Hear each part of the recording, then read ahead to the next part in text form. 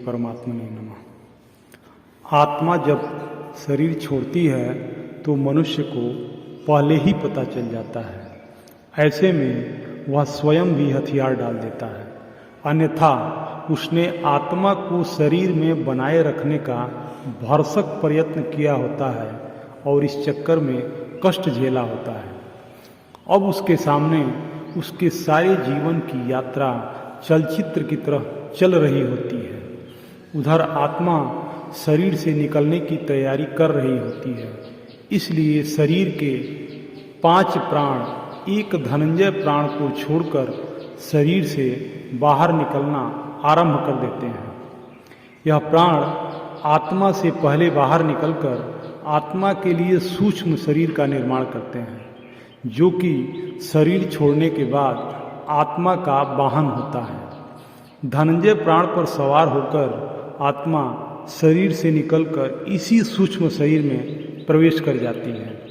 बहरहाल अभी आत्मा शरीर में ही होती है और दूसरे प्राण धीरे धीरे शरीर से बाहर निकल रहे होते हैं कि व्यक्ति को पता चल जाता है।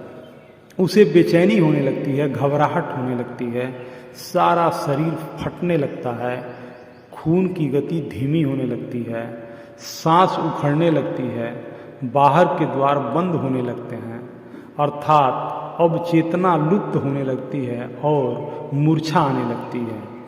चेतना ही आत्मा के होने का संकेत है और जब आत्मा ही शरीर छोड़ने को तैयार है तो चेतना को तो जाना ही है और वह मूर्छित होने लगता है। बुद्धि समाप्त हो जाती है और किसी अनजाने लोक में प्रवेश की अनुमति होने लगती है।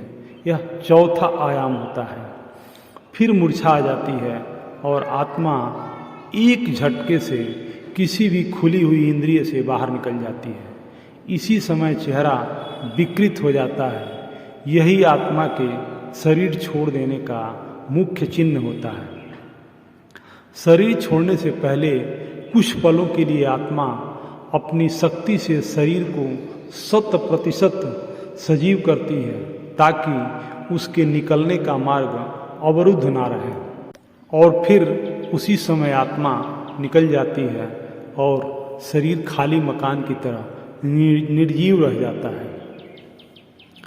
शरीर के 5 प्रकार के प्राण बाहर निकलकर उसी तरह सूक्ष्म शरीर का निर्माण करते हैं जैसे गर्भ में स्थूल शरीर का निर्माण क्रम से होता है। सूक्ष्म शरीर का निर्माण होते ही आत्मा अपने मूल वाहक धनंजय प्राण के द्वारा बड़े वेग से निकलकर सूक्ष्म शरीर में प्रवेश कर जाती है।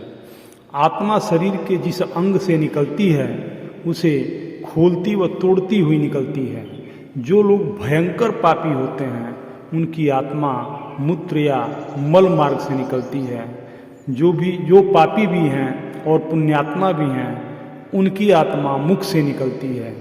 जो पापी कम और पुण्यात्मा अधिक हैं उनकी आत्मा नेत्रों से निकलती है, और जो पूर्ण धर्मनिष्ठ हैं, पुण्यात्मा और योगी पुरुष हैं उनकी आत्मा ब्रह्मरंध्र से निकलती है।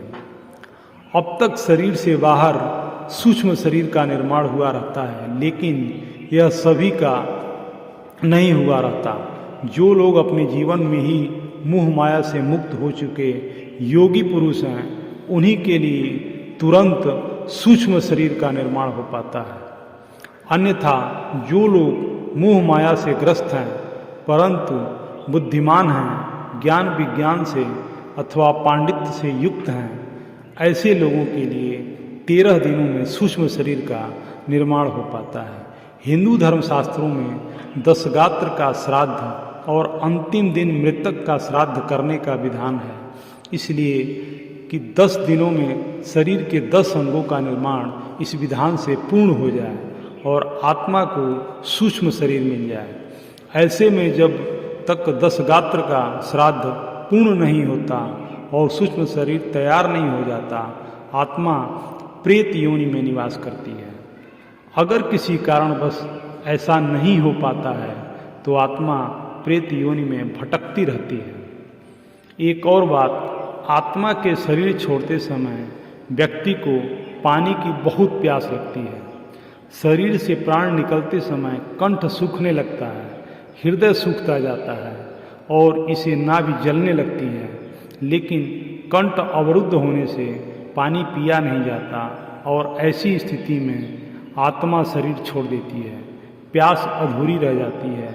इसलिए अंतिम समय में मुख में गंगा जल डालने का विधान है। इसके बाद आत्मा का अगला पड़ाव होता है शमशान का पीपल। यहाँ आत्मा के लिए यमघट बंधा होता है जिसमें पानी होता है। यहाँ प्यासी आत्मा यमघट से पानी पीती है जो उसके लिए अमृत तुल्य होता है। इस पानी से आत्मा तृप्ति का अनुभव करती है। हिंदू धर्मशास्त्रों में विधान है कि मृतक के लिए यह सब करना होता है ताकि उसमें आत्मा को शांति मिले और किसी कारणवश मृतक का दशगात्र का श्राद्ध ना हो सके और उसके लिए पीपल पर यमघट भी ना बांधा जा सके तो उसकी आत्मा प्रेत योनि में चली जाएगी और फिर कब वहाँ से उसकी मुक्ति होगी कहना कठिन होगा। हरि ओम तत्सत।